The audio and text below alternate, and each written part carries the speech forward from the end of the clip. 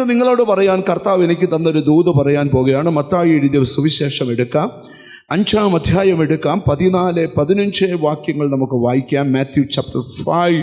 നിങ്ങൾ ലോകത്തിന്റെ വെളിച്ചമാകുന്നു. മലമേലിരിക്കുന്ന പട്ടണം മറഞ്ഞിരിപ്പാൻ പാടില്ല. വിളക്ക് കത്തിച്ച് പറയിൻ കീഴല്ല തണ്ടിന്മേലത്രേ വെക്കുന്നത്. അപ്പോൾ അത് വീട്ടിലുള്ള എല്ലാവർക്കും പ്രകാശിക്കുന്നു. 4 സുവിശേഷങ്ങൾ, മത്തായി, മർക്കോസ്, ലൂക്കോസ്, യോഹന്നാൻ, യേശുക്രിസ്തുവിൻ്റെ ഈ ഭൂമിയിലെ ശുശ്രൂഷ വെളിപ്പെടുത്തുന്നതാണ് 4 സുവിശേഷങ്ങൾ.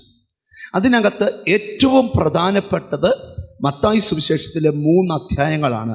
5, 6, 7 അധ്യായം. അതിനെ യേശുക്രിസ്തുവിൻ്റെ ഗിരിപ്രഭാഷണം അല്ലെങ്കിൽ മലമുകളിലെ പ്രസംഗം എന്ന് വിശേഷിപ്പിക്കുക. സകല പണ്ഡിതന്മാരും ബൈബിൾ പഠിച്ചിട്ടുള്ളവരെല്ലാം ഈ ഗിരിപ്രഭാഷണം പഠിച്ചിട്ടുണ്ട്. അതെല്ലാം നമ്മുടെ ആത്മീക ജീവിതത്തിന് വളരെ അനുഗ്രഹമാണ്. 3 അധ്യായങ്ങളിലായി 111 വാക്യങ്ങളുണ്ട്. യേശു പഠിപ്പിക്കുകയാണ്, നിങ്ങൾ ലോകത്തിൻ്റെ വെളിച്ചം ആകുന്നു. മലമേൽ ഇരിക്കുന്ന പട്ടണം മറഞ്ഞിരിപ്പാൻ പാടില്ല. വിളക്ക് കത്തിച്ച് പറയിൻ കീഴല്ല തണ്ടിന്മേലത്രേ വെക്കുന്നത്. അപ്പോൾ അത് വീട്ടിലുള്ള എല്ലാവർക്കും പ്രകാശിക്കും. 2 സന്ദേശങ്ങൾ ഈ 2 വാക്യത്തിൽ നിന്ന് നിങ്ങളോട് പറയാൻ ആഗ്രഹിക്കുക. 1, നിങ്ങൾ ലോകത്തിൻ്റെ വെളിച്ചമാണ്. 2, നിങ്ങളുടെ വീട് പ്രകാശിക്കുവാൻ സമയമായി. ഈ 2 സന്ദേശങ്ങളാണ് നിങ്ങളോട് പറയാൻ ആഗ്രഹിക്കുന്നത്. വിശുദ്ധ ബൈബിൾ നമ്മൾ പഠിക്കുന്ന സമയത്ത് ബൈബിൾ നമുക്ക് പഠിക്കാൻ കഴിയും, സർവ്വലോകവും ദുഷ്ടൻ്റെ അധീനതയിൽ കിടക്കുന്നു. സർവ്വലോകവും എവിടെയാണ്? ദുഷ്ടൻ്റെ അധീനതയിൽ കിടക്കുകയാണ്. സ്തോത്രം. ഈ ഭൂമിയിൽ വെളിച്ചവുമുണ്ട്, ഇരുട്ടുമുണ്ട്. വേദപുസ്തക ഭാഷയിൽ ഇരുട്ട് പൈശാചിക പ്രവൃത്തികളെ വെളിപ്പെടുത്തുമ്പോൾ വെളിച്ചം ദൈവത്തിൻ്റെ പ്രവൃത്തികളെ വെളിപ്പെടുത്തുക. കർത്താവായ യേശുക്രിസ്തു യോഹന്നാന്റെ സുവിശേഷം 8-ാം അധ്യായത്തിൻ്റെ 12-ാമത്തെ വാക്യത്തിൽ ഇങ്ങനെ സംസാരിച്ചു, ഞാൻ ലോകത്തിൻ്റെ വെളിച്ചം ആകുന്നു. എന്നെ അനുഗമിക്കുന്നവൻ ഇരുളിൽ നടക്കാതെ, ഞാൻ ലോകത്തിന്റെ വെളിച്ചമാകുന്നു, എന്നെ അനുഗമിക്കുന്നവൻ ഇരുളിൽ നടക്കാതെ ജീവന്റെ വെളിച്ചമുള്ളവനാകും എന്ന് പറഞ്ഞു. ക്രിസ്തുവിനെ ഫോളോ ചെയ്യുന്ന ഒരു വ്യക്തി പോലും ഇരുട്ടിൽ നടക്കാൻ പാടില്ല. ഒരാമയും പറഞ്ഞാട്ട്. യേശുവിനെ അനുഗമിക്കുന്ന ആരും എന്ത് ചെയ്യാൻ പാടില്ല? ഇരുട്ടിൽ. എന്താണ് കർത്താവ് ഇത് പറയാൻ കാരണം? പൈശാചിക ശക്തികൾക്ക് പ്രവർത്തിക്കുന്ന ഏറ്റവും വലിയൊരു മേഖലയാണ് ഇരുട്ടിൻ്റെ മേഖല. നിങ്ങളുടെ വീട്ടിലോ നിങ്ങളുടെ ജീവിതത്തിലോ ഒരിക്കൽ പോലും ഇരുട്ട് ഉണ്ടാകാൻ പാടില്ല.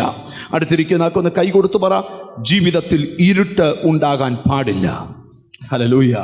യെശയ്യാ 60 പ്രവാചകൻ പ്രവചിക്കുന്നൊരു ഭാഗമുണ്ട്. അന്ധകാരം ഭൂമിയെയും കൂരിരുട്ട് ജാതികളെ മൂടുക. ഇരുട്ടിനെ തേടിപ്പോകണ്ട, ഇരുട്ട് നിന്നെ അറിയാതെ വന്ന് മൂടിക്കളയും. ഞാൻ ഇപ്പോൾ ഓർക്കുന്നൊരു ചെറിയ സംഭവം നിങ്ങളുടെ മനസ്സിലോട്ട് കൊണ്ടുവരാം. ഹല്ലേലൂയ.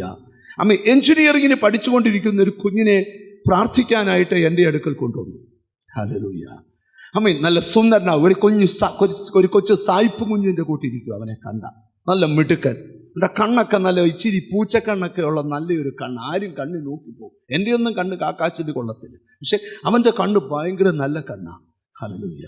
ഞാൻ അവൻ്റെ കണ്ണിൽ തന്നെ നോക്കിക്കൊണ്ടേയിരുന്നു. ഹല്ലേലൂയ. അപ്പോൾ അവൻ പറഞ്ഞു, അവൻ്റെ അമ്മ പറഞ്ഞു, 10th highest mark, +2 highest mark. പക്ഷേ എഞ്ചിനീയറിങ്ങിന് പഠിക്കാൻ ചെന്നു. ഹല്ലേലൂയ. 1 വർഷമേ പഠിച്ചുള്ളൂ. പിന്നെ അവന് പഠിക്കണ്ട, ഒരു മുറിക്കകത്ത് കയറി വാതിലടച്ചിരിക്കുക. ഹല്ലേലൂയ. ഇന്ന് ഞങ്ങൾ എന്തെല്ലാം പ്രലോഭനങ്ങൾ നടത്തിയ ഒരു പ്രേയറിനെ കൊണ്ടുവന്നേ. ഹല്ലേലൂയ. 3 വർഷമായി എഞ്ചിനീയറിങ്ങിൻ്റെ 1-ാം വർഷം കഴിഞ്ഞിട്ട് ഒരു മുറിക്കകത്ത് അടയ്ക്കപ്പെട്ടിരിക്കുക. ഹല്ലേലൂയ. ഞാൻ അവന് വേണ്ടി പ്രാർത്ഥിക്കാനായിട്ട് തുടങ്ങിയപ്പം ഞാൻ അവരോട് ചോദിച്ചു, എന്താണ് നിങ്ങളുടെ കുടുംബത്തിൻ്റെ പശ്ചാത്തലങ്ങൾ? അദ്ദേഹം പറഞ്ഞു, അപ്പൻ പറഞ്ഞു, ഞാനൊരു ബിസിനസ്സുകാരനായിരുന്നു. 3 വർഷം മുമ്പ് എൻ്റെ മകന് ഈ മൗനത വരുന്നതിന് മുമ്പ് ഞങ്ങളുടെ വീട്ടിൽ പ്രാർത്ഥിക്കാൻ ഒക്കാത്ത അന്തരീക്ഷങ്ങൾ ഉണ്ടാകാൻ തുടങ്ങി. എന്ന് പറഞ്ഞാൽ ഞങ്ങൾ ഭാര്യയും ഭർത്താവും തമ്മിൽ വാക്കുവാദം തുടങ്ങി. ഇളയ മോളെ കല്യാണം കഴിച്ച വീട്ടിൽ വാക്കുവാദങ്ങൾ തുടങ്ങി. ചുരുക്കി പറയാം, ഞങ്ങളെല്ലാം പ്രാർത്ഥന എന്ന തലത്തിൽ നിന്ന് 10-30 ദിവസം മാറി നിൽക്കേണ്ട സാഹചര്യം വന്നു. ഞങ്ങൾക്ക് പ്രാർത്ഥിക്കാൻ കഴിയുന്നില്ല. എന്നോട് പരിശുദ്ധാത്മാവ് പറഞ്ഞു, അന്ധകാരം ഒരു വീടിനെ തകർക്കാൻ തീരുമാനിക്കുമ്പോൾ ആദ്യം ആ വീടിനെ അന്ധകാരം മൂടാൻ ശ്രമിക്കും. അന്ധകാരം മൂടിക്കഴിഞ്ഞാൽ ഉൽപ്പത്തി പുസ്തകത്തിലൊരു വാക്യമുണ്ട്, കാണാതെ പറയാവുന്ന വാക്യമായിട്ട് ഞാൻ പറഞ്ഞു തരാം. ഉൽപ്പത്തി പുസ്തകം 1-ാം അധ്യായം 1-ാം വാക്യം കാണാതെ പറയുമ്പോൾ, ആദിയിൽ ദൈവം ആകാശവും ഭൂമിയെ സൃഷ്ടിച്ചു. അടുത്ത പറയാം, ഭൂമി പാഴായും ശൂന്യമായും ഇരുന്നു. അടുത്ത കേട്ടെ, ആഴത്തിന്മീതെ ഇരുളാഴത്തിൽ വസിച്ചാൽ ജീവിതത്തിൻ്റെ ശൂന്യത മാറുകയില്ല. സ്തോത്രം. ചുരുക്കി പറയാം, ആ വീടിന് വേണ്ടി പ്രാർത്ഥിക്കാൻ തുടങ്ങി. ഹല്ലേലൂയ. ആമേൻ. ആ മോൻ നേരം പറഞ്ഞു, ഞാൻ അവനോട് പറഞ്ഞു, മോനെ പ്രാർത്ഥിക്കാം, പാസ്റ്റർ പ്രാർത്ഥിക്കുകയോ പ്രവചിക്കുകയോ എന്നെ വേണം ചെയ്തു, എനിക്കൊന്നും ഇഷ്ടമല്ല. ഹല്ലേലൂയ. ഞാൻ പറഞ്ഞു, എടാ അങ്ങനെയൊക്കെ പറയാതെ ചെറുക്ക എന്ന് പറഞ്ഞ് അവനെ കയറി കെട്ടിയൊന്ന് പിടിച്ച് അവൻ്റെ പുറത്ത് 2 അടിയൊക്കെ അടിച്ച്. നൊന്ത് കാണും ചിലപ്പം, ചിലതൊക്കെ നോവുന്നത് നല്ലതാണ്. ഹല്ലേലൂയ. അവനെ പ്രാർത്ഥിക്കാനൊക്കെ പിടിച്ചിരുത്തി. അവൻ പ്രാർത്ഥിക്കാനിരുന്നു. 1.5-3 മണിക്കൂർ കഴിഞ്ഞപ്പോൾ ഹല്ലേലൂയ, അപ്പൻ നിയന്ത്രണം വിട്ട് നിലവിളിക്കാൻ തുടങ്ങി, അമ്മ നിയന്ത്രണം വിട്ട് നിലവിളിക്കാൻ തുടങ്ങി, മോൻ നിലവിളിക്കാൻ തുടങ്ങി. 10 മിനിറ്റ് കൊണ്ട് ആ പ്രാർത്ഥന ഒരു നിലവിളിയായി മാറി. 3 പേരുടെ ജീവിതത്തിൽ നിന്നും അന്ധകാരത്തിൻ്റെ 3 പ്രവൃത്തികൾ ഒരുപോലെ അഴിഞ്ഞു പോകാൻ തുടങ്ങി. ഞാൻ എന്തിനായി ദൂത് പറയുന്നത്? എവിടെ ശൂന്യത വരുത്തുന്നുണ്ടോ അവിടെ ഇരുട്ടിൻ്റെ വ്യാപാരം ഉണ്ട്. യേശു പറയാ, എന്നെ ഫോളോ ചെയ്യുന്ന ആരുടെയും ജീവിതത്തിൽ ഇരുട്ട് പാടില്ല. ഇന്ന് ഈ മെസ്സേജ് കേൾക്കുമ്പോഴും ദൂത് ഞാൻ നിങ്ങളോട് പറയാം, നിങ്ങളെ വലയം ചെയ്യുന്ന ഇരുട്ടുകൾ ഉണ്ടെങ്കിൽ ഇന്ന് ആ മേഖലകളെ നിങ്ങൾ ഭേദിക്കണമെങ്കിൽ ഇന്ന് നിങ്ങളുടെ അകത്ത് യേശു ക്രിസ്തു എന്ന സത്യ വെളിച്ചം ഇന്ന് നിങ്ങളുടെ അകത്തു വ്യാപരിക്കണം. ഞാനൊരു കാര്യം നിങ്ങളോട് പറയാം. കുമളിയിൽ നിന്നല്ലേ പ്രസംഗിക്കുന്ന, ഏലത്തോട്ടം 10 ഏക്കർ വാങ്ങിച്ചില്ലേലും ഒരു കുഴപ്പമില്ല. മോളെ ദൈവത്തിന് സ്തോത്രം, ഡോക്ടർ ആക്കിയില്ലേലും കുഴപ്പമില്ല, അന്ധകാരം വീട്ടിൽ കയറാതെ സൂക്ഷിച്ചോണം. ഹല്ലേലൂയ. അന്ധകാരം വീട്ടിൽ കയറിയാൽ ആ വീട് ശൂന്യമായി പോകും, ആ വീട് ഇല്ലായ്മപ്പെട്ടു പോകും. ഞാൻ ഇവിടെ ഇരിക്കുന്ന ചിലരോട് ദൂത് പറയുക, കർത്താവിനെ വിളിക്കാൻ ഇറങ്ങിയ നീ, ദൈവത്തെ ഫോളോ ചെയ്യുന്ന നിന്നിൽ ഇരുട്ട് ശകലം പോലും കാണാൻ പാടില്ല. നിന്റെ പ്രാർത്ഥനാ ജീവിതത്തെ ഇരുട്ട് മൂടരുത്, നിന്റെ ആത്മീക ജീവിതത്തെ ഇരുട്ട് മൂടരുത്, നിന്റെ ആരോഗ്യത്തെ ഇരുട്ട് യേശുവിൻ്റെ നാമത്തിൽ ഇന്ന് ഈ മെസ്സേജ് നടക്കുമ്പോൾ തന്നെ നിന്റെ ജീവിതത്തെ മൂടിക്കളിക്കുന്ന സകല ഇരുട്ടിൻ്റെ തലങ്ങളും ഹല്ലേലൂയ. ഇടുക്കിയുടെ മല കയറുമ്പോൾ യേശു എന്നോട് പറഞ്ഞു, ഇന്ന് ചില വ്യക്തികളുടെ ശൂന്യതകൾ മാറാൻ പോവാ. ഇന്ന് ഈ വചനം പറയുമ്പോൾ പറയാം, നീ ഇങ്ങനെ ഇരിക്കേണ്ടവനല്ല, നീ ഇങ്ങനെ ഇരിക്കേണ്ടവളല്ല. എന്നാൽ നിന്റെ സ്ഥിതി ഇത്രയും വഷളാക്കിയ ഇരുട്ടിനെ ഇന്ന് ഓവർകം ചെയ്യണമെങ്കിൽ നിന്റെ അകത്തിന്ന് പകൽ യേശുവിൻ്റെ വെളിച്ചം മനസ്സിലാകുന്നവർക്കായി സ്തോത്രം ചെയ്യുക. ഇന്ന് നീ ഇവിടുന്ന് ഒരു തേജസ് പ്രാപിച്ചേ പോകാവൂ. ഇന്ന് നീ ഇവിടുന്ന് ഒരു ശക്തി അടുത്തിരിക്കുന്ന ആളെ നോക്കാതെ, ഒരുപക്ഷെ നിന്റെ വീടിനകത്തായിരിക്കും ആ ഇരുട്ട്, അല്ലെ നിന്റെ സന്തതിയുടെ മേലായിരിക്കും ആ ഇരുട്ട്. ഇനി ആ ഇരുട്ട് അവിടെ ഉണ്ടാകാൻ പാടില്ല. ഇന്ന് പകൽ എനിക്ക് പരിശുദ്ധാത്മാവിൽ ബോധ്യപ്പെടുകയാണ്, ആരുടെയൊക്കെയോ ജീവിതത്തിൽ നിന്ന് ഇരുട്ടുകൾ തന്നെ ഈ ദിവസങ്ങളിൽ മാറിപ്പോകാൻ പോവാ. നീ ഇങ്ങനെ ഇരിക്കേണ്ട വ്യക്തിയല്ല, ഇങ്ങനെ ജീവിക്കേണ്ട വ്യക്തിയല്ല. ഇപ്പോൾ നിന്റെ കുടുംബത്തിൽ നടക്കുന്നത് ഒരു ഇരുട്ടിൻ്റെ പ്രവൃത്തിയാണ്. എന്നാൽ ഇന്നൊരു കാര്യം ഇവിടെ നടക്കാൻ പോകും. നിങ്ങൾക്കറിയാമോ, ഒരു വെളിച്ചം വെളിപ്പെട്ട ഇരുട്ട് തന്നെ ഇറങ്ങിപ്പോയിക്കൊള്ളൂ. ഇന്ന് ഇവിടുന്ന് പോകുന്നതിന് മുമ്പ് ദൈവത്തിൽ നിന്നുള്ള പ്രകാശം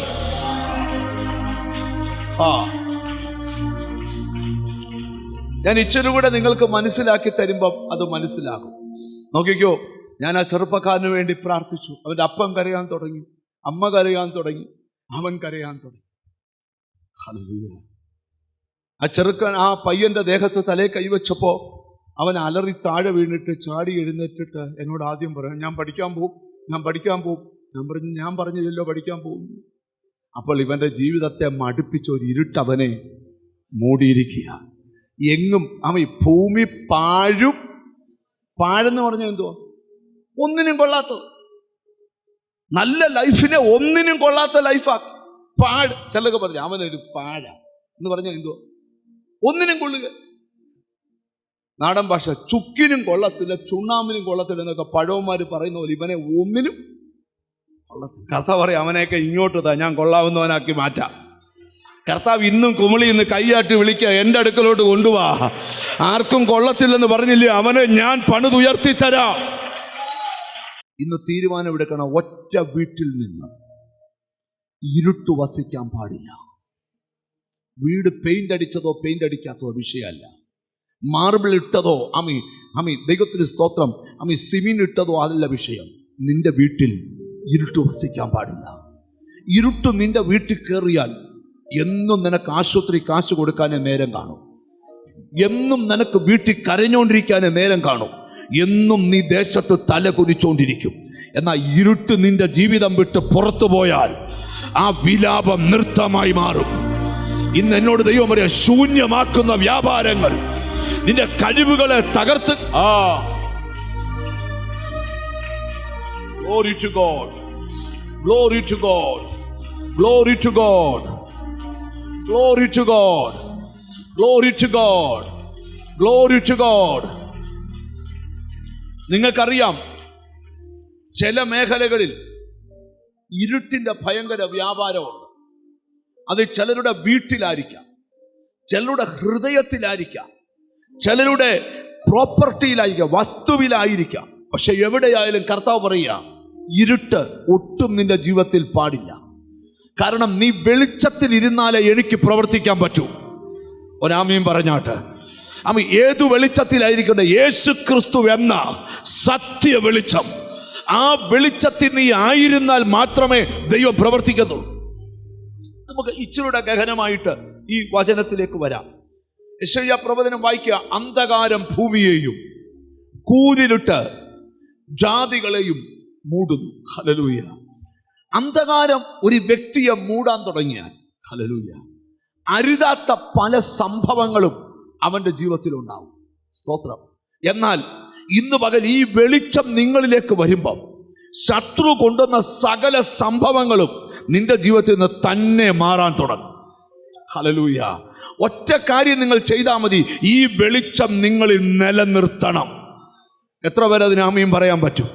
91 സങ്കീർത്തനത്തിൽ കാണാതെ പറയാവുന്ന വാക്യമുണ്ട്. രാത്രിയിലെ ഭയം, പകൽ പറക്കുന്ന അസ്ത്രം, ഇരുട്ടിൽ സഞ്ചരിക്കുന്ന, ഉച്ചയ്ക്ക് നശിപ്പിക്കുന്ന, ഇതെല്ലാം ഇരുട്ടിൽ മാത്രമേ വർക്ക് ചെയ്യൂ, വെളിച്ചത്തിൽ വർക്ക് ചെയ്യത്തില്ല. ഹല്ലേലൂയ. ഒരുവന്റെ ജീവിതത്തിൽ ഡാർക്ക്നെസ് കയറിയാൽ അതിനർത്ഥം പിശാചി പ്രവർത്തിക്കാൻ തുടങ്ങിയെന്നാണ്. ഹല്ലേലൂയ. അതുകൊണ്ട് പേരൻസ് കുഞ്ഞുങ്ങൾക്ക് പറഞ്ഞു കൊടുക്കണം. ഹല്ലേലൂയ. സ്തോത്രം. വലിയ ഫീസ് കൊടുത്ത് പഠിപ്പിക്കാൻ ഇല്ലെങ്കിലും ഈ വെളിച്ചത്തിൽ നിലനിന്നാൽ നിനക്ക് അനുഗ്രഹമാണ്. ഒരു നല്ല ഹല്ലേലൂയ പറഞ്ഞാൽ. ഞാൻ ഇപ്പോഴും ഓർക്കുന്നൊരു കാര്യം പറയാം. 9 രോഗങ്ങൾ പ്രാർത്ഥിക്കാനായിട്ട് ഒരാൾ എൻ്റെ അടുക്കൽ വന്നു. 9 രോഗങ്ങൾ. സ്തോത്രം.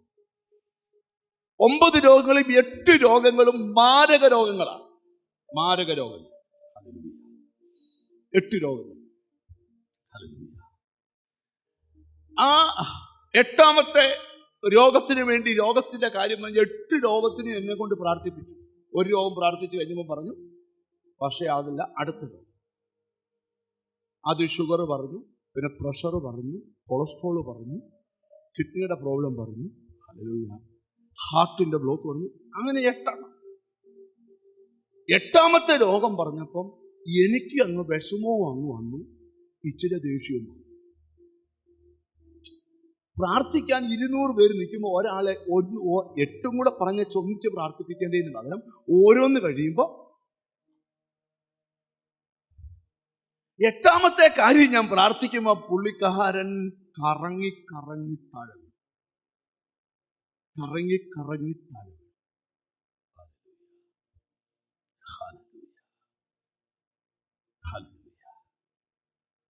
പുള്ളിയുടെ ദേഹത്തുനിന്നൊരു ദുർഭൂത വിളകിപ്പോയി.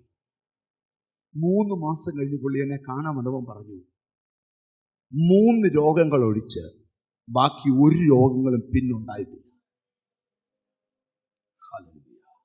ഞാൻ ഇപ്പോഴും ഒരു സംഭവം ഓർക്കാം. ഇടുക്കി ഓർക്കുമ്പോൾ ഞാനത് ഓർക്കാറുണ്ട്. ഏലപ്പാറയിൽ വ്യാപാര ഭവൻ ഹാളിലാണ് അന്നൊരു ഉപവാസ പ്രാർത്ഥന നടക്കുക. 21 ദിവസം ഉപവാസം നടക്കുക.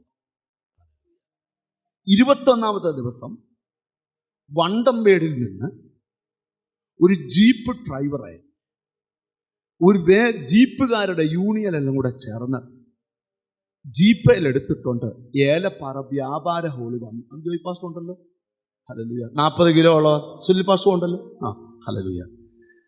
അന്ന് തൊട്ടേ എൻ്റെ കൂടെ ഈ പാസ്റ്റർമാരിൽ ഭൂരിഭാഗം ആൾക്കാരും ഉണ്ട്, ഹല്ലേലൂയ. 40 കിലോ ലിക്വിഡ് ഫുഡാണ് കൊടുക്കുന്നത്. പറയാൻ പറ്റാത്തൊരു മാരക രോഗം തനിക്ക് പിടിപെട്ടു.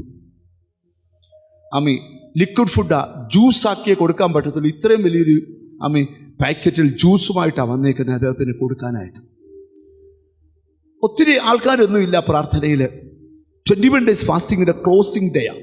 അന്ന് അവിടെയുള്ള സഭക്കാരെല്ലാം കൂടെ ചേർന്ന്, ഞാനിപ്പോഴും ഓർക്കുകയാണ്, ചോറും മോരും കാബേജ് തോരനും അച്ചാറും വെച്ചൊരു ഊണ്, ഫുഡ് എല്ലാവർക്കും. ഞാനിപ്പോഴും അതെല്ലാം ഓർക്കുക. പക്ഷെ ശുശ്രൂഷിച്ച് തിന്നപ്പോൾ എന്നോട് ദൈവം പറഞ്ഞു, ഇന്ന് അവന് ചോറ് വാരി കൊടുക്കണം. ഞാൻ അവിടെ ഒരു സഹോദരനോട് പറഞ്ഞു, ഇന്ന് പ്രാർത്ഥിച്ചു അവന് ചോറ് കൊടുക്കാൻ പോവാ. ചോറ് ഇറങ്ങത്തില്ല. അന്ന് അവൻ ഒരു പ്ലേറ്റ് ചോറ് അവിടെ ഇരുന്നുണ്ട്. കുറെ നാൾ മുമ്പ് ട്രിവാൻഡ്രം ചർച്ചിൽ വന്ന് ഞാൻ ലിനിയെ കാണിച്ചാൽ 85 കിലോ ഉള്ളവനായിട്ട്, അന്ന് 40 ഉള്ളായിരുന്നു. ഇന്ന് സുവിശേഷ വേല ചെയ്യുക. എന്നോട് പറഞ്ഞ ആ രോഗം അന്ന് എൻ്റെ ശരീരത്തൊന്ന് വിട്ടുപോയി. ഞാൻ പറഞ്ഞു വരുന്ന സാരം, പലരെയും അന്ധകാരം മൂടുകയാണ്. ഓരോ സുവിശേഷ യോഗം വെക്കുന്നത് പണം കൂടിയിട്ടല്ല, സമയം ഒത്തിരി ഉണ്ടായിട്ടുമല്ല.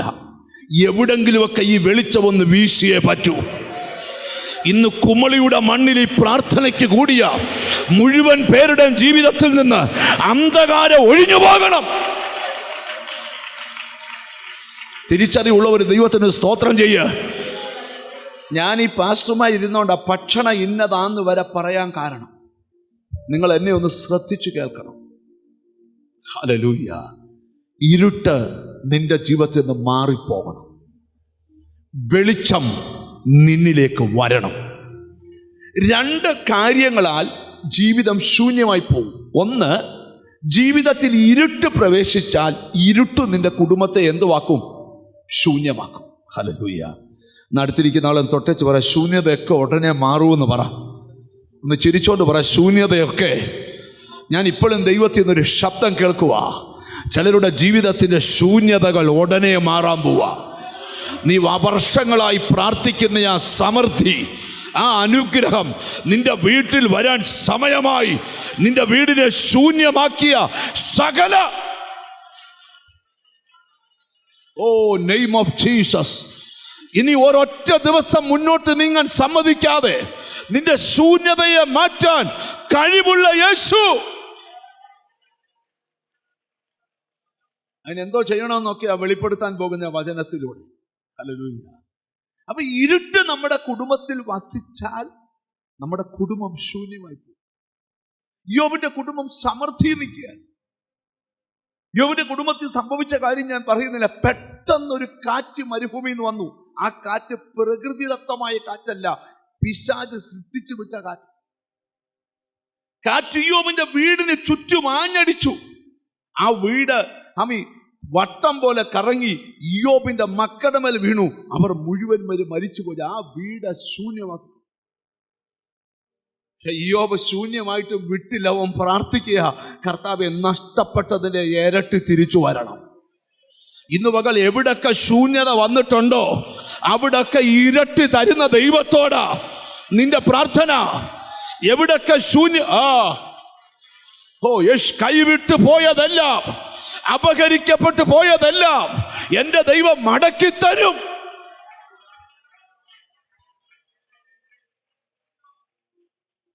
കുടുംബം ശൂന്യമായി പോയതുകൊണ്ട് ഞാൻ ജനിച്ചു വളർത്തപ്പോൾ കുറെ സ്ഥലങ്ങളൊക്കെയുള്ള ഒരു അപ്പന്റെ മോനായിട്ട് ജനിച്ചു വളർന്നു. മൊത്തം നഷ്ടപ്പെട്ടു പോയി, ഫുള്ള് നഷ്ടപ്പെട്ടു പോയി. എനിക്ക് ബൈബിളിൽ ഏറ്റവും കൂടുതൽ വായിച്ചിട്ടുള്ള പുസ്തകം ഏതാണെന്നറിയാമോ? യോബിന്റെ പുസ്തകമാണ്. ഞാൻ തന്നെ ഓർത്തു പോയി, എന്തോനായി കുത്തിയിരുന്ന് യോബിന്റെ പുസ്തകം വായിക്കുന്നത്. പഴയ നിയമം മുഴുവൻ വായിച്ചത് ഏറ്റവും എനിക്ക് ഇഷ്ടം യോബിന്റെ പുസ്തകമാണ്. പുതിയ നിയമത്തിൽ ഏറ്റവും ഇഷ്ടം റോമർക്ക് എഴുതിയ ലേഖനവും. ഹല്ലേലൂയ. നിങ്ങൾ ശ്രദ്ധിച്ചു കേൾക്കണം. ഹല്ലേലൂയ. ആമേൻ. ഇയ്യോബിന്റെ പുസ്തകം വായിക്കുക. എപ്പോൾ പ്രസംഗിച്ചാലും ഇയ്യോബിനെ പറയാതെ പ്രസംഗിക്കുക. ഹല്ലേലൂയ. എന്തിനാ ഞാനിതൊക്കെ പറയുന്നത്? ഇയ്യോബിന്റെ പ്രത്യേകത അറിയാമോ? നഷ്ടപ്പെട്ടവൻ നഷ്ടം പറഞ്ഞ് കരഞ്ഞുകൊണ്ടിരുന്നില്ല, നഷ്ടപ്പെട്ടതെല്ലാം തിരികെ വാങ്ങിച്ചു. ഈ ദിവസങ്ങളിൽ നിന്റെ കുടുംബം എവിടെ ശൂന്യമായോ അതിനെയൊക്കെ തിരിച്ചു പിടിക്കണം, തിരിച്ചു പിടിക്കണം. എന്നോട് ദൈവം പറഞ്ഞ് കുമളിയിൽ വിളിച്ചു പറ, ചില ശൂന്യത മാറ്റാൻ. ദൈവം ചിലരെ ഇന്ന് അഭിഷേകം ചെയ്യാൻ പോവുക. ദൈവം ചിലരെ അഭിഷേകം ചെയ്യാൻ പോവുക. യേശുവിന്റെ നാമത്തില് ദൈവം ചിലരെ അഭിഷേകം ചെയ്യാൻ പോവുക.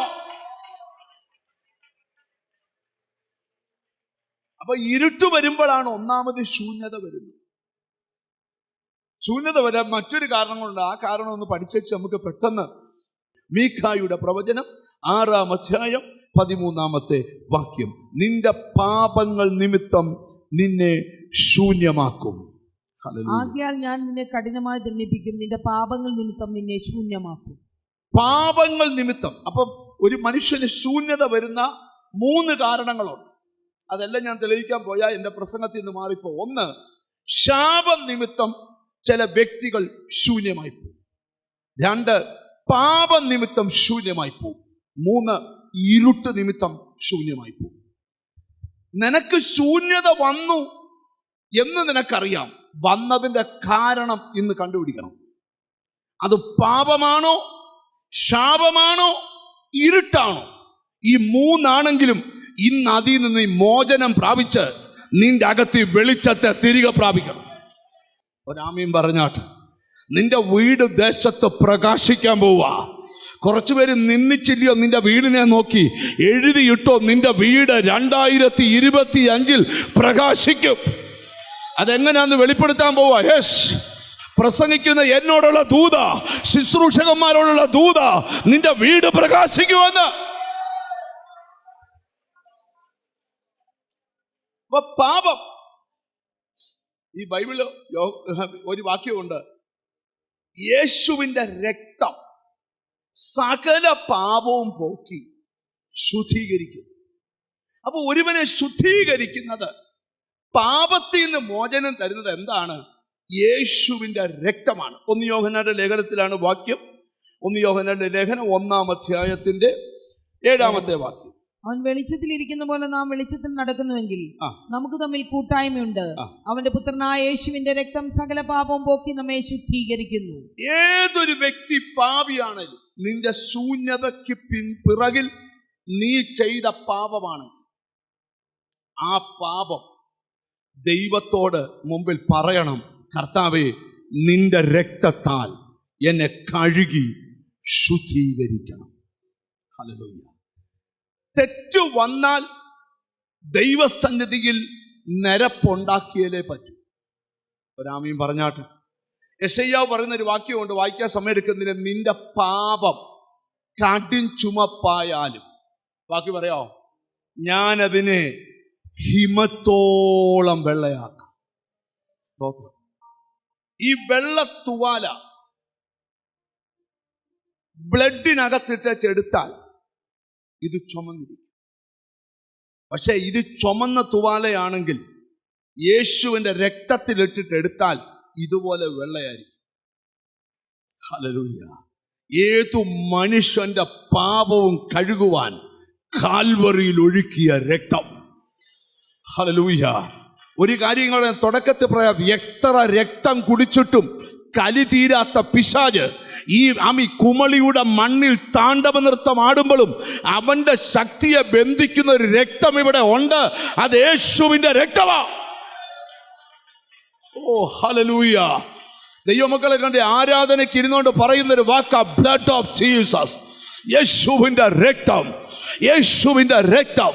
അതിന്റെ കാരണം എന്താ? അത് പറഞ്ഞുകൊണ്ടിരിക്കുമ്പോൾ തന്നെ പ്രാർത്ഥിക്കുന്ന ദൈവമക്കൾക്കറിയാം, ഇന്നും മരിക്കാത്ത രക്തം, ഇന്നും അവസാനിക്കാത്ത രക്തം, ഇന്നും ഗുണകരമായി സംസാരിക്കുന്ന രക്തം. 1 യോഹന്നാന്റെ ലേഖനം, ദൈവത്തിന് സ്തോത്രം, ഹല്ലേലൂയ. 1-ാം അധ്യായം 9-ാം വാക്യം. നമ്മുടെ പാപങ്ങളെ ഏറ്റുപറയുന്നു എങ്കിൽ നമ്മുടെ പാപങ്ങളെ ഏറ്റുപറയുന്നെങ്കിൽ അവൻ നമ്മോട് പാപങ്ങളെ ക്ഷമിച്ച് സകല അനീതിയും പോക്കി നമ്മെ ശുദ്ധീകരിപ്പാൻ തക്കവണ്ണം. രണ്ടാമതൊരുത്തൻ ശുദ്ധീകരിക്കപ്പെടുന്നത് പാപം ഏറ്റുപറയണം. നമ്മൾ ചെയ്ത പാപം നമ്മൾ തന്നെ കർത്താവിൻ്റെ അടുക്കൽ, നീ ആദമും ഹവ്വയും കൂടെ കർത്താവിൻ്റെ അടുക്കൽ ചെന്നപ്പം ആദമിനോട് ചോദിച്ചു, ഞാൻ തിന്നരുതെന്ന് കൽപ്പിച്ച വൃക്ഷത്തിന്റെ ഫലം ഉടനെ പറയുകയാണ്, കർത്താവേ നീ എനിക്ക് കൂട്ടായി ഇപ്പം നിന്ന് ഭാര്യ പറിച്ചു തന്നു. അതിനർത്ഥം എന്തുവാ? ഞാൻ ചോദിച്ച ഭാര്യ എനിക്ക് തരാൻ നീ അല്ലയോ തന്നേ? അവള് തന്നോണ്ടല്ലയോ അവള് പഴം പറിച്ചത്? അവള് പഴം പറിച്ചോണ്ടല്ലയോ ഞാൻ കഴിച്ചത്? കുറ്റക്കാരൻ ആരാ? കർത്താവാ. ദയവ് ചെയ്ത് തെറ്റു വന്നാൽ ലംഘനം മറച്ചു വെക്കുന്നവന് ശുഭം വരത്തില്ല. ഏറ്റു പറഞ്ഞ് ഉപേക്ഷിച്ചാൽ കരുണയാ. ഇന്നിവിടെ ഇരുന്ന് ഏറ്റു പറയണം, കർത്താവേ ആ രക്തത്താൽ എന്നെ ശുദ്ധീകരിക്കണം. മൂന്നാമത്തെ കാര്യം, യോഹന്നാന്റെ സുവിശേഷം 15-ാം വാക്യം ശ്രദ്ധിച്ചോ. ഞാൻ നിങ്ങളോട് സംസാരിച്ച വചനം നിമിത്തം നിങ്ങൾ അപ്പൊ വചനം ശുദ്ധീകരിക്കുന്നു, രക്തം ശുദ്ധീകരിക്കുന്നു, ഏറ്റുപറച്ചിൽ ശുദ്ധീകരിക്കുന്നു, വചനം ശുദ്ധീകരിക്കുന്നു. ഇങ്ങനെ ചെയ്തു കഴിഞ്ഞാൽ നിന്റെ ജീവിതത്തിലെ പാപം നിമിത്തമുള്ള ശൂന്യത മാറിപ്പോകും. ഓരോ ആഴ്ചയും പുതിയ പുതിയ പാട്ടിറങ്ങുവാണെങ്കിലും കുഞ്ഞാടിൻ തിരുരക്തത്താൽ എന്നൊരു പാട്ടുണ്ട്. അറിയാമോ ആ പാട്ട്? ഹല്ലേലൂയ. അറിയത്തില്ലേ പാട്ട്?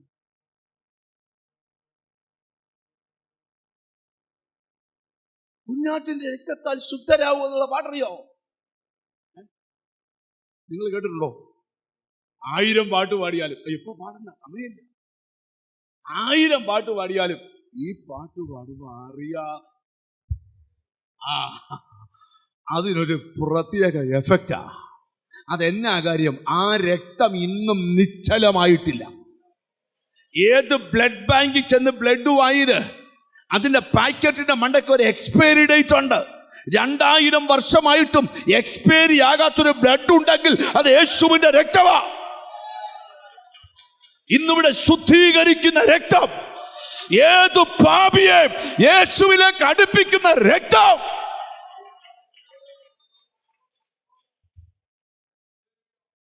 ഒരിക്കലും ഞാനൊരു സുവിശേഷ പ്രസംഗം കഴിഞ്ഞിറങ്ങിയപ്പോ ഒരു മനുഷ്യൻ വന്നതിനെ 2 കൈക്കും കൂട്ടിപ്പിടിച്ചു. എന്റെ പാവം ദൈവം ക്ഷമിക്കുമോ? ക്ഷമിക്കും. ഞാൻ എന്താ ചെയ്യണം? യേശുവിന്റെ രക്തത്താൽ നീ കഴുകപ്പെടണം. അതിന് ഞാൻ എന്തോ ചെയ്യണം? പള്ളി സ്വത്രാച്ചിടണോ? വേണ്ട. ഉപവാസം ഇരിക്കണോ? വേണ്ട. മുട്ടുകുത്തി പറയണം, ഇനി ഞാൻ പാപം ചെയ്യത്തില്ല, ആ രക്തത്താൽ എന്നെ കഴുകി ശുദ്ധീകരിക്കണമേ. ഓ ഹല്ലേലൂയ. നമ്മൾ നോക്കിയേ, പാപിനിയായ ഒരു സ്ത്രീയെ അവളുടെ പാപം പിടിക്കപ്പെട്ടു. ഞാൻ ചോദിക്കുകയാണ്, എല്ലാവരുടെയും പാപം പിടിക്കപ്പെടുവോ? ലോകത്തിൽ പിടിക്കപ്പെടത്തില്ല. ചിലരുടെയൊക്കെ പിടിക്കപ്പെടുമ്പോ എല്ലാവരും കൂടെ അങ്ങ് കൂടും. അയ്യോ, ഇവൻ ഇതായിരുന്നോ പരിപാടി? അയ്യോ എന്ന് പറയുന്ന പുള്ളി അതിനെക്കാട്ടി കുഴപ്പമുള്ള ആളാ. പുള്ളിയുടെ വിടുതൽ എന്താണെന്നറിയാമോ? പുള്ളിയെ പിടിച്ചില്ല. പിടിക്കുന്ന ഒരു ദിവസം വരുന്നു. പിടിച്ചില്ല എന്ന് പറഞ്ഞ് നടന്നു. ഒരു ദിവസം പിടിക്കും, സ്തോത്രമൊന്നും വരുന്നില്ല. ഇപ്പൊ ഇച്ചിരി സ്തോത്രം കുറഞ്ഞാലും പ്രസംഗം വരും. നിങ്ങളൊന്ന് ശ്രദ്ധിച്ചു കേൾക്കണം. ഇവൾ ഒറ്റയ്ക്കല്ല പാപം ചെയ്ത്, ഒരാളൂടുണ്ട്. അവനെന്തിയ? അവൻ കല്ലെടുത്ത കൂട്ടത്തിലുണ്ട്. അവനെ എറിയാൻ കല്ലെടുത്തേ. നിങ്ങൾ ശ്രദ്ധിക്കണം. ഈ പെങ്കൊച്ചോടി 500 പേര് 1000 കല്ലുമായിട്ട് വന്ന പിന്നെ എന്തോ ചെയ്യാൻ പറ്റും? പിടിച്ചു നിൽക്കാൻ പറ്റുമോ? ഓടി ഓടി ചെന്നപ്പോ യേശുവിന്റെ മുമ്പിൽ യേശുവിനെ കണ്ടപ്പം ഇവിടെ ഓട്ടോ മന്ദമായി, എറിയാൻ വന്നവന്റെ ഓട്ടോ സകലോടും സൈലന്റ് ആകുന്ന ഒരു സ്ഥലമാണ് ദൈവസേന.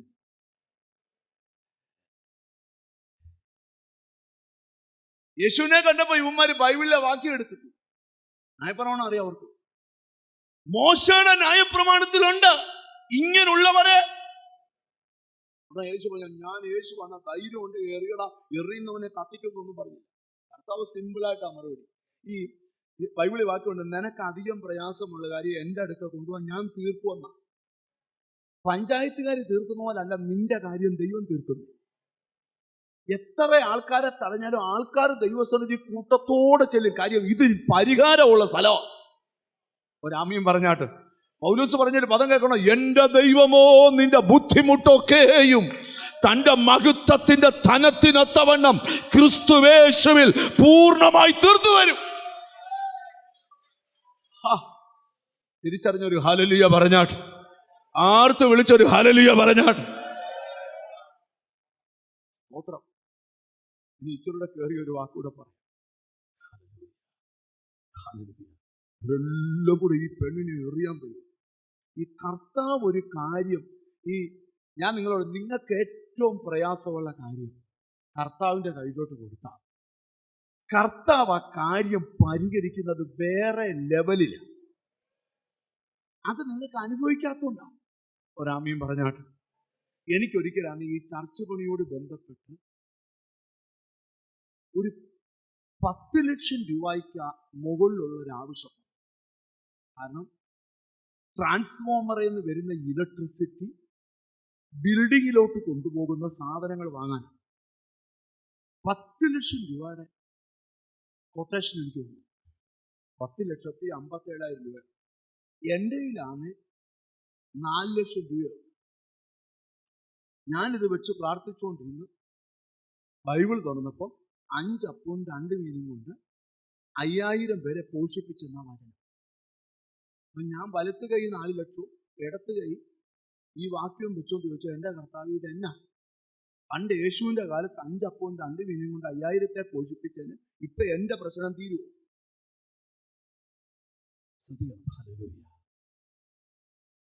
പിന്നെ ഞാൻ വന്ന് ബൈബിൾ തുറക്കുമ്പോൾ ഇത് തന്നെയാണ് വരുന്നത്.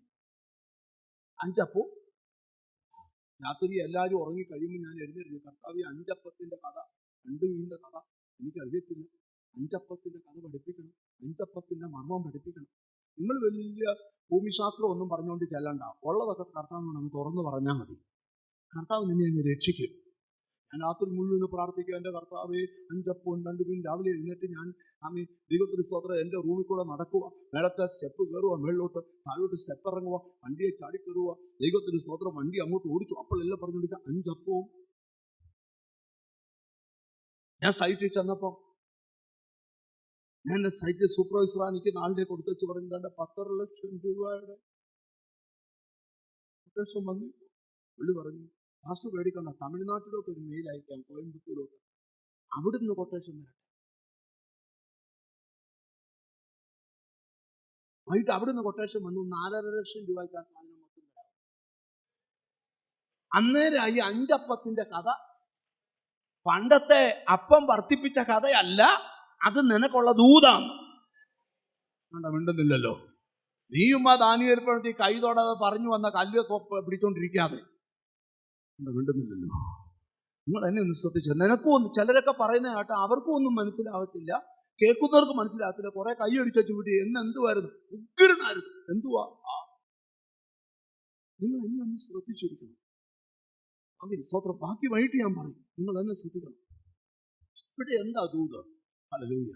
ഇവിടെ എറിയാമെന്ന് ഞാൻ നിങ്ങളോട് കാര്യം പറയാം. പാസ്റ്റർ പറഞ്ഞ പോലെ നിന്റെ വീട്ടിലെ ചെറിയ പ്രശ്നമുള്ള അന്താരാഷ്ട്ര പ്രശ്നം വരും. എന്തുവരുന്ന പറഞ്ഞ വാക്ക്? നിന്റെ വീട്ടിലെ ഉപ്പ് മുതൽ അന്താരാഷ്ട്ര പ്രശ്നം വരെയുള്ള പരിഹാരം ഇതിനകത്തുണ്ടെന്ന്. മിണ്ടുന്നില്ലല്ലോ. ഇതെല്ലാം പിടികിട്ടിയോ? ഇത് കൈ വെച്ചോണ്ടാ നീ കരയുന്നേ. എന്നെ ആര് വിടുവിക്കും? എടാ ഇത് വിടുവിക്കുമെന്ന് ഒരാമയും പറഞ്ഞാട്ട്. ഇത് വായിക്കണം നീ. ഇന്ന് രാവിലെ ബൈബിള് വായിച്ചു, ഒരു കൈ വെക്കാൻ പറഞ്ഞു. ഞാൻ ഒന്നും പറയുന്നില്ല, 3 പേര് പോലും മുട്ടിയില്ല, അതുകൊണ്ടാ പറയാത്ത. ഇത് വല്ലപ്പോഴും വായിക്കണ്ടല്ലേ, എന്നും വായിക്കണം. ഇവിടെ എറിയാനായിട്ട് വന്നു. ഇപ്പൊ ചിലരും മിടുക്കന്മാരുടെ കൈവക്കാൻ കാര്യം മുമ്പേ 2 വാക്യം വായിച്ചല്ലോ. ഇവിടെ വന്നേ പിന്നെ 2-3 പാസ്റ്ററിന് 2-3 വാക്യം വായിച്ചല്ലോ. നിങ്ങൾ അങ്ങനെയല്ല, ശ്രദ്ധിച്ചേ. ഞാൻ ഇനി ഇച്ചിരുടെ ഗഹനമായിട്ട് ഈ സന്ദേശം ഒന്ന് പറയട്ടെ. ഹല്ലേലൂയ. ഇവിടെ എറിയാൻ വന്നു. അപ്പൊ കർത്താവ് പറഞ്ഞൊരു വാക്ക് കേട്ടോ. കർത്താവ് പറയാം സിമ്പിളായിട്ട്, ഹല്ലേലൂയ, നിങ്ങൾ ഈ പാവം ഇല്ലാത്ത ആളെ എറിഞ്ഞോളാൻ ഉദ്ഘാടനം ചെയ്യാം. നിങ്ങളിൽ പാപമില്ലാത്തവൻ അവളെ ഒന്നാമത് കല്ലെറിയട്ടെ എന്ന് അവരോട് ആ പറഞ്ഞു. എറിയാൻ വന്നു. ഇങ്ങനെ വന്ന പുള്ളിയോട് 33 പാപം കമ്പ്യൂട്ടർ തരുന്നതിന് മുമ്പിൽ തെളിയും. പുള്ളി ഇങ്ങനെ പുറകോട്ടങ്ങ് തിരിഞ്ഞു വെച്ചു, കല്ലിങ്ങനെ അങ്ങ് വെച്ചോണ്ട് ഇങ്ങനെ അങ്ങ്.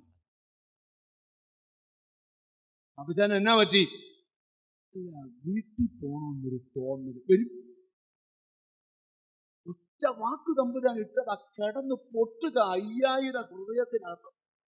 വന്നവന്മാരെല്ലാം തിരിച്ചു പോകുമ്പോ ഇന്നത്തെ ഒരു ദിവസം, ഇന്ന് ആരെ കണി കണ്ടിറങ്ങിയതാ? ആരെയും കണി കണ്ടതല്ല. നീ ചെല്ലേണ്ടതാ ചെന്ന, കൊള്ളേണ്ടതാ നിനക്ക് കൊണ്ടേ. വർഷങ്ങളായിട്ട് കല്ലെറിയുന്നവൻ കല്ലെടുത്തിട്ട് എറിയാതെ പോയ ഒറ്റ സംഭവം നസ്രയന്റെ മുമ്പിലാണ്. നിങ്ങൾ ശ്രദ്ധിച്ചു കേട്ടെ. കൊച്ചിപ്പ ഏറ് വരുമെന്നും പറഞ്ഞ് ഇങ്ങനെ കൈകൂപ്പി മുട്ട വീണ് കിടക്കുക. കണ്ണു തുറന്നപ്പോ ആരുമില്ല. ഒരു 4 ടിപ്പർ ലോറി കല്ല്, അപ്പുറത്ത് നസ്രായൻ. യേശു ചോദിച്ചു, ഇവരാരും നിനക്ക് ശിക്ഷ വിധിച്ചില്ലയോ? ഞാനും വിധിക്കുന്നില്ല. മേലാൽ പാപം ചെയ്യരുത്.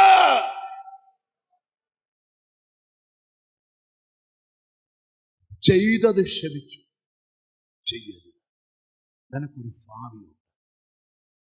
അപ്പം യേശുവിന്റെ രക്തം പാപം ശുദ്ധീകരിക്കുന്ന രക്തമാണ്. രണ്ടാമത്തെ കാര്യം നിങ്ങൾ ശ്രദ്ധിച്ചു, ഇച്ചിരി വേഗത്തിൽ പോകണം, എന്നാലേ ഹല്ലേലൂയ. എന്നിട്ട് അവൻ പ്രാർത്ഥിക്കാനായിട്ട് തുടങ്ങും. രണ്ടാമത്തെ ഭാഗം അടുത്തതാണ് ശാപനിമിത്തമുള്ള ശൂന്യത. അതൊക്കെ നിങ്ങൾ ചെന്ന് സഖരിയ പ്രവചനം 5-ാം അധ്യായം വായിക്കണം. ശാപം ഒരു വീട്ടിൽ താമസിച്ച് ആ വീടിനെ മരവും കല്ലുമാക്കി നശിപ്പിച്ചു കളയും. ഇതിന് പരിഹാരം എവിടെ നടന്നു? കാൽവറിയിൽ നടന്നു. ഹല്ലേലൂയ. ശാപമായിരുന്ന നമ്മയൊക്കെ വിലയ്ക്ക് വാങ്ങിച്ച് അവൻ നിന്നെ ശാപത്തിന്റെ അടിമത്വം പൊട്ടിച്ച് നിന്നെ അവൻ വിടുവിച്ചു. മൂന്നാമത്തെ കാര്യം പറഞ്ഞ് ഞാൻ ദൈവത്തിന് സ്തോത്രം നിങ്ങൾക്ക് വേണ്ടി പ്രാർത്ഥിക്കാൻ പോവാ. ഒരിക്കലും ഇരുട്ട് നിങ്ങളുടെ വീട്ടിൽ പാടില്ല. എത്ര പേർക്ക് ആമീൻ പറയാൻ പറ്റും? ഒരിക്കലും ഒരിക്കലും ഇരുട്ട് നിങ്ങളുടെ വീട്ടിൽ പാടില്ല. നിങ്ങളുടെ വീട് പെയിന്റ് അടിച്ചില്ലെങ്കിലും ഹാലജല്ല ലൈറ്റ് ഇട്ടില്ലെങ്കിലും ഒരു കുഴപ്പമില്ല, നിന്റെ വീട്ടിൽ നിന്ന് പ്രകാശം പോകരുത്. ഇന്ന് എന്നോട് ദൈവം പറയാം, അന്ധകാരങ്ങൾ ചില വീട്ടിൽ നിന്ന് പടിയിറങ്ങാൻ പോകുകയാ. ഈ ആരാധന ആശീർവാദം പറയുന്നതിന് മുമ്പ് പ്രാർത്ഥിക്കുന്ന നിന്നോട് ആ ദൈവത്തിന്റെ ദൂത്, അന്ധകാരം നിന്റെ യെസ് കണ്ടോ, ചിലരുടെ ദേഹത്തിരിക്കുന്ന പൈശാചിക കെട്ടുകൾ ഈ പ്രാർത്ഥനയിൽ അടിഞ്ഞു പോകാൻ പോകുകയാ. ഇനി അന്ധകാരം നിന്റെ ശരീരത്ത് പാടില്ല, പാടില്ല, പാടില്ല. നീ ഒന്ന് പ്രകാശിക്കാൻ സമയമായി. യേശുവിന്റെ നാമം കണ്ടോ, ചില വീടുകൾക്കകത്ത് ആ പ്രകാശം വരട്ടെ. ചില വ്യക്തികൾക്കകത്ത് ആ ഇരുള് മാറിപ്പോകട്ടെ. ആ ഇരുട്ട് യെസ് നിങ്ങൾക്കറിയാം നിങ്ങളുടെ കുടുംബത്തെ ശൂന്യമാക്കിയ ഇരുട്ട്, സമ്പത്തിനെ ശൂന്യമാക്കിയ ഇരുട്ട്, ഉയർച്ചകളെ ശൂന്യമാക്കിയ റബന. ചില വീട്ടിൽ നിന്ന് ശൂന്യത പടിയിറങ്ങുന്നു. ഒറ്റ ദൂത് വായിച്ച് ബൈബിൾ അടയ്ക്കാൻ പോവാ. ഒറ്റ ദൂത് വായിച്ച് യെശയ്യാ പ്രവാചകന്റെ പുസ്തകം 49-ാം അധ്യായം 17-ാമത്തെ വചനം. ഹല്ലേലൂയ. യെശയ്യാ പ്രവാചകന്റെ പുസ്തകം 49-ാം അധ്യായം 17-ാമത്തെ വചനം. നിന്റെ മക്കൾ ബന്ധപ്പെട്ട് വരുന്നു, നിന്നെ നശിപ്പിച്ചവരും ശൂന്യമാക്കിയവരും നിന്നെ വിട്ടുപോകുന്നു. നിന്നെ നശിപ്പിച്ചവരും ശൂന്യമാക്കിയവരും നിന്നെ വിട്ടു പോകുന്നു. ഒരാമയും പറയാവോ? നിന്നെ നശിപ്പിച്ചവരും നിന്നെ ശൂന്യമാക്കിയവരും നിന്നെ വിട്ടുപോകാൻ പോകുകയാ. ഇനി അടുത്തൊരു പ്രവചനം കൂടെ പറയുക. യെശയ്യാ പ്രവചനം 58-ാം അധ്യായം 12-ാമത്തെ വാക്യം നിന്റെ കുടുംബത്തോടുള്ള പ്രവചനമായി എഴുതിയിട്ടു. നിന്റെ സന്തതി പുരാതന ശൂന്യങ്ങളെ പണിയും. ദൈവം പറയുക, അടുത്തൊരു തലമുറ എഴുന്നേൽപ്പിക്കാൻ പോവാ. നിന്റെ കുടുംബത്തിലെ ശൂന്യതകളെ നിന്റെ സന്തതി പണിയാൻ പോവുകയാ. എത്ര പേർക്ക് ആമീൻ പറയാൻ പറ്റൂ? കൈവിട്ടുപോയ നന്മകള്, കൈവിട്ടുപോയ അനുഗ്രഹങ്ങള് നിന്റെ സന്തതി എവിടൊക്കെ ബ്ലോക്കായോ അതെല്ലാം ഈ ശുശ്രൂഷയില് നിന്റെ സന്തതിയുടെ കെട്ടുപൊട്ടാൻ പോവാ. ഈ പ്രാർത്ഥന തീരുന്നതിന് മുമ്പ് യേശുവിന്റെ ഓ, നിന്റെ സന്തതി പുരാതന ശൂന്യങ്ങളെ പണിയും. നിന്റെ സന്തതിയുടെ കഴിവുകളെ ബന്ധിച്ചെങ്കിൽ ഇന്ന് ബന്ധനം അഴിയാൻ പോവുക. ഓ, ചില കുടുംബങ്ങൾക്കകത്ത് മൂടിക്കിടക്കുന്ന അന്ധകാരം ഇന്ന് നീ പ്രാർത്ഥിക്കുമ്പോൾ നിന്റെ വീട്ടിൽ നിന്ന് ഇറങ്ങിപ്പോകാൻ പോവുക. നിന്റെ വീട് വിരുന്ന് വീടാകാൻ പോവുക. ഞാൻ ആത്മാവിൽ പ്രവചിക്കുക, ഈ പ്രയർ തീരുന്നതിന് മുമ്പ് നിന്റെ സന്തതിയെ എഴുന്നേൽപ്പിക്കാൻ പോവുക. അവർ പുരാതന യേശുവിന്റെ നാമത്തില്. ഓ, ആരോടൊക്കെ ദൈവം പ്രവചിക്കാൻ, നിന്റെ സന്തതിയിൽ കൂടെ ചില സന്തതികളെ പിടിച്ചു വലിച്ചോണ്ട് പോയ ജാതീയ പോരാട്ടങ്ങൾ, വിഗ്രഹ ശക്തികൾ ഇന്ന് മകൻ നിന്റെ സന്തതിയെ റിലീസ് ചെയ്യാം. Glory to God. എത്ര പേർക്ക് വിശ്വാസമുണ്ട്? നിന്റെ സന്തതി, ആ വാക്യം ശ്രദ്ധിച്ച, നിന്റെ സന്തതി പുരാതന ശൂന്യങ്ങളെ പണിയും. തലമുറയായി കിടക്കുന്ന അടിസ്ഥാനങ്ങളെ നിന്റെ സന്തതി കെട്ടിപ്പൊക്കാൻ പോവാ. ഒരാമീൻ പറഞ്ഞാട്ട്, ഏതു ദേശത്ത് നിന്നെ മുടിച്ചോ, ഏത് പട്ടണത്തിൽ നിന്നെ ഇല്ലായ്മപ്പെടുത്തിയോ, അവിടെ നിന്ന് ദൈവം നിന്നെ പണിതുയർത്താൻ പോവാ. ഓ, കൃപ കൃപ കൃപ കൃപ, ആമീൻ, കൃപ കൃപ. യേശുവിന്റെ അടുത്തിരിക്കുന്ന ആളെ ശ്രദ്ധിക്കരുത്. ഇത് നിന്നോടുള്ള ദൂത, നിന്റെ സന്തതിയെ കൊണ്ട്. ഞാന് ഈ വചനത്തെ കുറിച്ച് എനിക്കൊരു സാക്ഷ്യം പറയാനുണ്ട്. ഞാൻ രക്ഷിക്കപ്പെട്ടു വന്നപ്പോൾ ആദ്യം കേട്ട വചനം, നിന്റെ ജീവകാലത്ത് ഒരിക്കലും ഒരു മനുഷ്യൻ നിന്റെ നേരെ നിൽക്കത്തില്ലെന്നാണ്. രണ്ടാമത്തെ ഒരു വചനം, ഹല്ലേലൂയ, ഞാൻ ഇപ്പോഴും ഓർക്കുക, മർത്തോമായിൽ സിയംബർ ഈസച്ച് എന്ന് പറഞ്ഞൊരു അച്ഛനുണ്ട്. അദ്ദേഹം ഞാൻ പോകുന്ന ഇടവകയിലുള്ള അച്ഛനാണ്. അന്നൊന്നും ഈ CD ഒന്നുമില്ല, വീഡിയോ കാസറ്റാ. TV VCR കൊണ്ട് അത് കാണാം. അച്ഛന്റെ ഒരു പ്രസംഗം, സ്തോത്രം. അന്ന് ഞാൻ രക്ഷിക്കപ്പെട്ടു വന്നു ആദ്യമായിട്ട് കേൾക്കുക അച്ഛന്റെ പ്രസംഗം. അതിനു മുമ്പ് പോയിട്ടുണ്ടെങ്കിലും പ്രസംഗം കേട്ടിട്ടില്ല. ആ പ്രസംഗത്തിലെ അച്ഛന്റെ വാക്യം, അച്ഛൻ പ്രസംഗിച്ച വാക്യമായിരുന്നു, നിന്റെ സന്തതി പുരാതന ശൂന്യങ്ങളെ. എന്നെ വല്ലാതെ വചനം ആകർഷിച്ച് ഞാൻ 100 പ്രാവശ്യത്തിലധികം ആ അച്ഛൻ്റെ ആ പ്രസംഗം തന്നെ വെച്ച് കേട്ടു. നിന്റെ സന്തതി പുരാതന ശൂന്യങ്ങളെ പണിയും, തലമുറയായി കിടക്കുന്ന അടിസ്ഥാനങ്ങളെ കെട്ടിപ്പൊക്കും, കേടു തീർക്കുന്നവനെന്നും കുടിയിരിപ്പാൻ തക്കവണ്ണം പാതകളെ യഥാസ്ഥാനത്താക്കുന്നവനെന്നും നിനക്ക് പേർ പറയും. ഞാൻ ഇന്ന് ഈ ദൂത് അവസാനിപ്പിക്കുക ഒരു വെളിപ്പാടൂടെ പറയാം. ഈ ദിവസങ്ങളിൽ നിന്റെ സന്തതിയെ കൊണ്ട് ചിലത് കെട്ടിപ്പൊക്കിക്കാൻ പോവാ. വിശ്വാസമുണ്ടോ നിനക്ക്? ഏതു വീട്ടിൽ ശൂന്യമായി പോയോ, ഇനി ഇരുട്ട് നിന്റെ വീട്ടിൽ പാടില്ല, ഇരുട്ട് നിന്റെ തലമുറയിൽ പാടില്ല. യേശു പറയാ, എന്നെ പുറകെ എന്നെ ഫോളോ ചെയ്യുന്നവൻ വെളിച്ചത്തിലാകണം.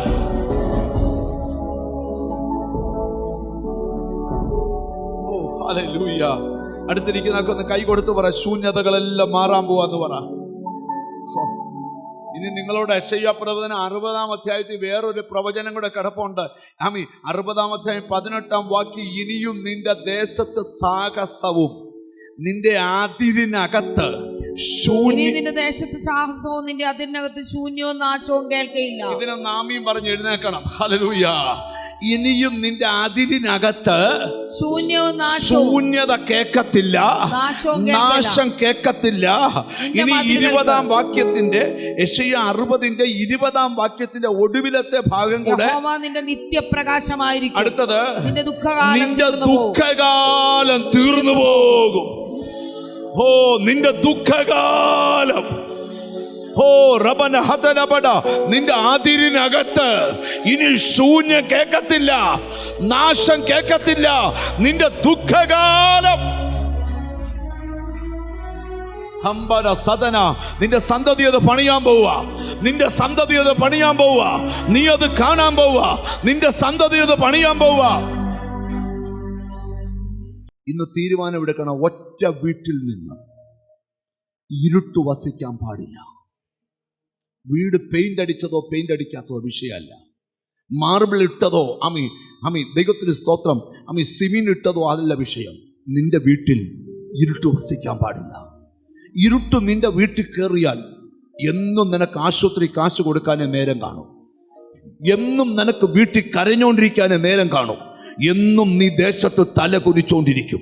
എന്നാൽ ഇരുട്ട് നിന്റെ ജീവിതം വിട്ട് പുറത്തു പോയാൽ ആ വിലാപം നൃത്തമായി മാറും.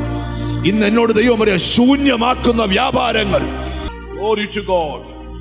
Glory to God. Glory to God. Glory to God. Glory to God. Glory to God. നിങ്ങൾക്കറിയാം, ചില മേഖലകളിൽ ഇരുട്ടിന്റെ ഭയങ്കര വ്യാപാരമുണ്ട്. അത് ചിലരുടെ വീട്ടിലായിരിക്കാം, ചിലരുടെ ഹൃദയത്തിലായിരിക്കാം, ചിലരുടെ പ്രോപ്പർട്ടിയിലായിരിക്കാം, വസ്തുവിലായിരിക്കാം. പക്ഷെ എവിടെയായാലും കർത്താവ് പറയുക, ഇരുട്ട് ഒട്ടും നിന്റെ ജീവിതത്തിൽ പാടില്ല. കാരണം നീ വെളിച്ചത്തിൽ ഇരുന്നാലേ എനിക്ക് പ്രവർത്തിക്കാൻ പറ്റൂ. ഒരാമയും പറഞ്ഞാട്ട്. അമ്മ ഏതു വെളിച്ചത്തിലായിരിക്കട്ടെ, യേശു ക്രിസ്തു എന്ന സത്യ വെളിച്ചം, ആ വെളിച്ചത്തിൽ നീ ആയിരുന്നാൽ മാത്രമേ ദൈവം പ്രവർത്തിക്കുന്നുള്ളൂ. നമുക്ക് ഇച്ചിരൂടെ ഗഹനമായിട്ട് ഈ വചനത്തിലേക്ക് വരാം. യെശയ്യാ പ്രവചനം വായിക്കുക. അന്ധകാരം ഭൂമിയെയും കൂരിരുട്ട് ജാതികളെയും മൂടുന്നു. ഹല്ലേലൂയ. അന്ധകാരം ഒരു വ്യക്തിയെ മൂടാൻ തുടങ്ങിയാൽ, ഹല്ലേലൂയ, അരുതാത്ത പല സംഭവങ്ങളും അവന്റെ ജീവിതത്തിൽ ഉണ്ടാവും. സ്തോത്രം. എന്നാൽ ഇന്ന് പകൽ ഈ വെളിച്ചം നിങ്ങളിലേക്ക് വരുമ്പം ശത്രു കൊണ്ടുവന്ന സകല സംഭവങ്ങളും നിന്റെ ജീവിതത്തിൽ നിന്ന് തന്നെ മാറാൻ തുടങ്ങും. ഹല്ലേലൂയ. ഒറ്റ കാര്യം നിങ്ങൾ ചെയ്താൽ മതി, ഈ വെളിച്ചം നിങ്ങളിൽ നിലനിർത്തണം. എത്ര പേര് അതിന് ആമയും പറയാൻ പറ്റും? 91 സങ്കീർത്തനത്തിൽ കാണാതെ പറയാവുന്ന വാക്യമുണ്ട്. രാത്രിയിലെ ഭയം, പകൽ പറക്കുന്ന അസ്ത്രം, ഇരുട്ടിൽ സഞ്ചരിക്കുന്ന, ഉച്ചയ്ക്ക് നശിപ്പിക്കുന്ന, ഇതെല്ലാം ഇരുട്ടിൽ മാത്രമേ വർക്ക് ചെയ്യൂ, വെളിച്ചത്തിൽ വർക്ക് ചെയ്യത്തില്ല. ഹല്ലേലൂയ. ഒരുവന്റെ ജീവിതത്തിൽ ഡാർക്ക്നെസ് കയറിയാൽ അതിനർത്ഥം പിശാചി പ്രവർത്തിക്കാൻ തുടങ്ങിയെന്നാണ്. ഹല്ലേലൂയ. അതുകൊണ്ട് പേരൻസ് കുഞ്ഞുങ്ങൾക്ക് പറഞ്ഞു കൊടുക്കണം. ഹല്ലേലൂയ. ആമേൻ. സ്തോത്രം. വലിയ ഫീസ് കൊടുത്ത് പഠിപ്പിക്കാനില്ലെങ്കിലും ഈ വെളിച്ചത്തിൽ നിലനിന്നാൽ നിനക്ക് അനുഗ്രഹമാണ്. ഒരു നല്ല ഹല്ലേലൂയ പറഞ്ഞാൽ